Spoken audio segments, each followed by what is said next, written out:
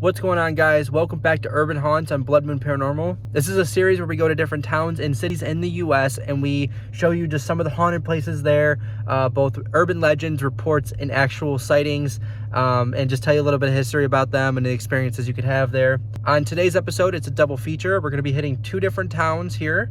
We're going to be hitting Sycamore and Dekalb. So these two are pretty close to each other.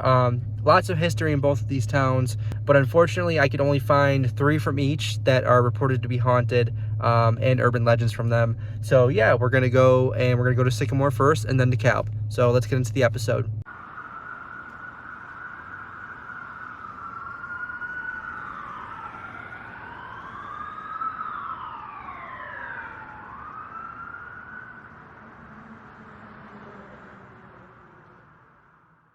So our first stop on this list is the BOYNTON house right here, and I'm gonna face it this way just because it's easier. Not a lot of parking on that street right there. This house was originally built in 1887 by the BOYNTON family, and it was passed on from generation to generation. The third floor used to be a ballroom. Since remodeling happened, they then got rid of it, and it's actually marked on the historic registry. I haven't heard much about this house being haunted. I saw this one day, this house, while working, and I was like, there's no way that's not haunted. I think it's privately owned, so I don't think you can do investigations here, but people have died in the house from the BOYNTON family as it was passed on from generation to generation. So I wouldn't doubt that it is haunted by them. You know, probably like residual energy inside the house, and nothing intelligent is going to come through. But yeah, this place, absolutely, I love this house. There's something about this house that I'm drawn to. I want to get inside, I want to investigate it, but it is privately owned, I'm pretty sure.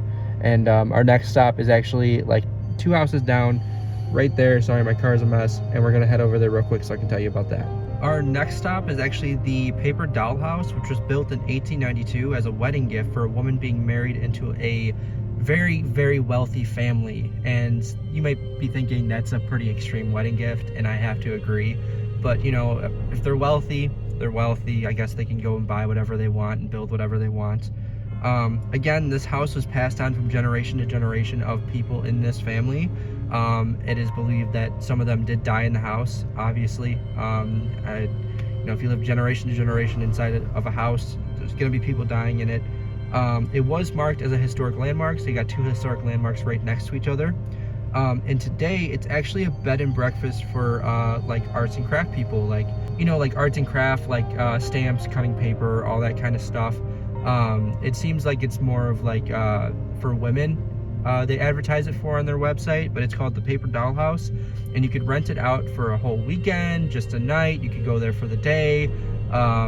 You just had to go online and do that. So yeah, I haven't looked into investigating it yet and seeing if you can like rent it out to investigate it, but they do have a bed and breakfast for arts and craft people. If you like that kind of stuff and haunted stuff, then maybe this is the thing for you to investigate and do some arts and craft stuff. So yeah, this is the Paper Doll House. Let's head to our next Sycamore location. On our last stop in Sycamore is the FARGO Hotel, which was built in 1926, and it was built as an L shape. I don't know if this is part of it right here. It must be, because it's all connected. It was built in an L shape, so directly behind this was the mansion that the owner lived in. That's what I read, at least. I don't know how true that is, but it was built in an L shape, so it goes around the corner over there, and then it like curves in, and there's like space behind it for the owner. This was passed on from owner to owner. I feel like that's like what's going on with these buildings over here, and renovated over time. And of course, with any hotel from the 20s, there was plenty of suicides here. That makes me believe that this place is definitely haunted. I did see this on a lot of lists of haunted places in Illinois, so I wouldn't be surprised if this was haunted, because people have done stuff here. However, according to this, I didn't know about this, FARGO on-state residential suites. So apparently these are suites now that people live in, so I don't think that they would do investigations here at all. But yeah, this is the FARGO Hotel in Sycamore. Now let's head over to Dekalb and see some of the haunted places over there. So our next stop on our list is actually the Elwood House, and this is in DeKalb. So this is our first DeKalb location. This is the Elwood House. It was built in 1879, and we're actually standing right next to the house right now, by Isaac Elwood, who was an entrepreneur in the barbed wire business. So he made a lot of different types of barbed wire and built this house in DeKalb. It was passed on from generation to generation of Elwoods. Yeah, is the house. It eventually fell into the Historical Society's hands in 1964, and yeah, they have it as a museum now. If you look back that way, there's a building that I believe used to be a part of the property. Obviously it's part of the property now, but I believe it was a part of the property when the Elwoods had it, and they turned that into the museum. I just went in there, it's pretty cool. There's a couple of buildings on the property, like that one, and I believe those are part of it as well, and that silo thing back there.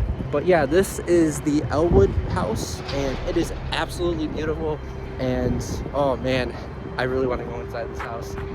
It's so beautiful. I really love this, and it's like, the land is beautiful. I know there's a road there, but this place is absolutely gorgeous.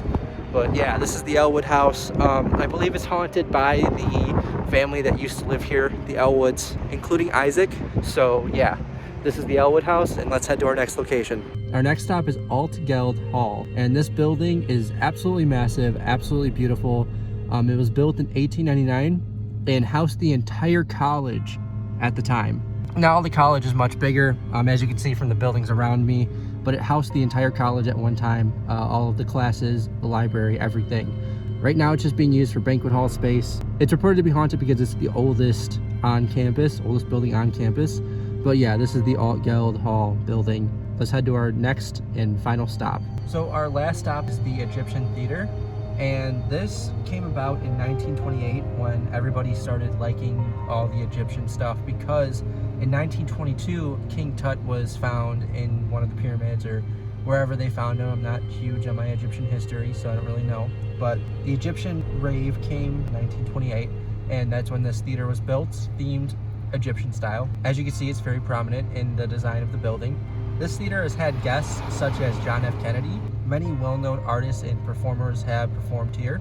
Unfortunately, in the 70s, it was shut down to remodel because it was decaying pretty fast and they just needed to remodel it. And it didn't open back up until the 80s, and it's been remodeled since then.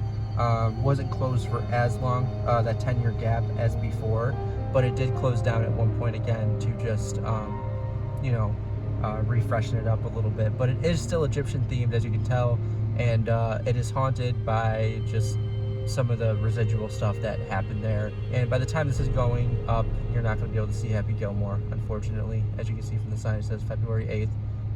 You're not going to be able to see Happy Gilmore by the time this goes up, but they do have other shows going on here that you can go see.